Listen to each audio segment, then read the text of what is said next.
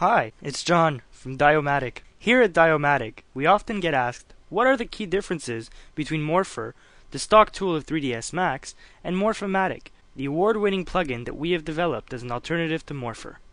In this presentation, I'm going to show you the key benefits of using Morph-O-Matic in your productions. There are so many advantages that I won't be able to show them all to you in this quick video. One of the first things you will notice when you start using Morph-O-Matic is the speed and how fast you get results when animating. For instance, if we go here and adjust the morph channel spinner, we have almost real-time morphing happening, something that Morpher cannot do.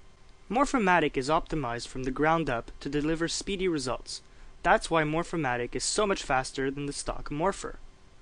Another thing you will notice in the interface is that Morph-O-Matic displays a list of 20 channels. Most characters have more than 10 channels, so there is no reason to be restricted. To make things better, another feature in Morph-O-Matic is the ability to filter what you see. This scene already has defined groups. I'm going to show you how to create groups soon. We can just click on any existing group, say the eyes group, and then only the channels related to the eyes will be displayed. We can also filter keyframes and only see the keyframes of the channels within the selected group on the trackbar. For example, when working on the blinking movement of a character, we don't have to be disturbed in the interface by all the keyframes and channels that are not related to the eyes blinking. The same goes with the mouth or the teeth. We can just filter what we need to see. Now, let me show you how you can easily create or modify channel groups. Simply click on Set Up Groups and a dialog box will open. We can see the various groups already present in the scene and the list of channels available. We can just select one channel and add it to an existing group. Like you just saw, it's easy to create groups and choose which channels should be included. In addition to displaying the filtering, groups can be used to create, cut, copy, and paste keyframes. We even have the opportunity to choose the type of interpolation to be used for the keyframe handles. Morph-O-Matic offers the possibility of displaying a floating dialog, like we can see here. This floating dialog allows users to access many morph channels simultaneously. Should we feel like it, we can deselect the object, but continue to use Morph-O-Matic to animate the character. This is a good way to animate the characters. Many Morph-O-Matic users actually animate dialogue this way, with two floating dialogues open at the same time, each one controlling a different character. It's very easy and quite intuitive to animate using the floating dialogue. You don't have to always select the object, go in the modifier list, and scroll to Morph-O-Matic to animate. On a high-resolution monitor, you can easily display about 50 morph targets simultaneously for multiple characters. Another very useful feature that Morph-O-Matic offers is the progressive channel approach. Let me show you how this works. This approach gives us the ability to have multiple targets within one morph channel. Instead of going from 0 to 100, we can use as many targets as we want. Take this eye. When we animate it to blink, instead of performing a linear interpolation from open to close, the eyelid is following the eyeball contour by using multiple targets as in-betweens. This allows various morph targets interpolation to follow a curve. This can be used to create in-between positions for any type of morph channel, as we can see here from the mouth opening. In addition to progressive morphing, we also have the ability to create poses. In a situation you've probably already faced, you are animating a character, and you find yourself always reusing the same combination of morph channels just because you like it. For instance, the pose here is made up of several morph channels, used at different values. We can now easily save this pose by clicking on Save Pose. Now, we can go to a later frame on the timeline, enable Auto Key, and easily reload that specific pose. Also, the proper keyframes will be created on all channels. As there is another pose already present, I can easily switch to this other pose.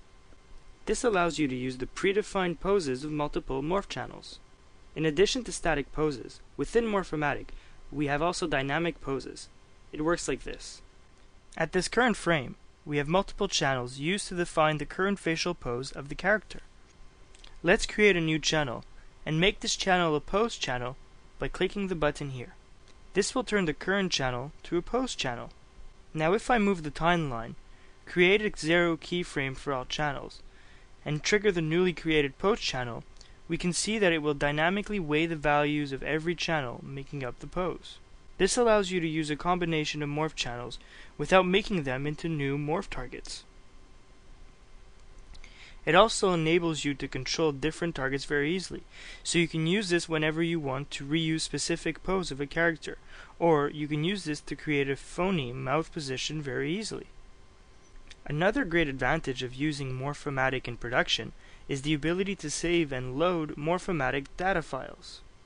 If we click on the Save option here, we can save a file with all the different morph channels data, including their geometry, animation curves, and more. Once the file is saved, we can easily reopen the file here. You will notice that all the channels from the file are automatically connected to the channels of the modifier. We can save and reload the morph animation very effectively. It can be shared easily from one character to another. Another very cool benefit that is available within Morph-O-Matic is the ability to use the modifier stack result as a morph target. For example, if I just apply an edit mesh modifier to my character, I can change the way the mouth looks using soft selection, like this. Now, from Morph-O-Matic, I can create a new morph channel using the stack result as the target. To do this, let's disable the skin, as we do not want it to be part of the deformation to be captured, and then click on Get Stack Result.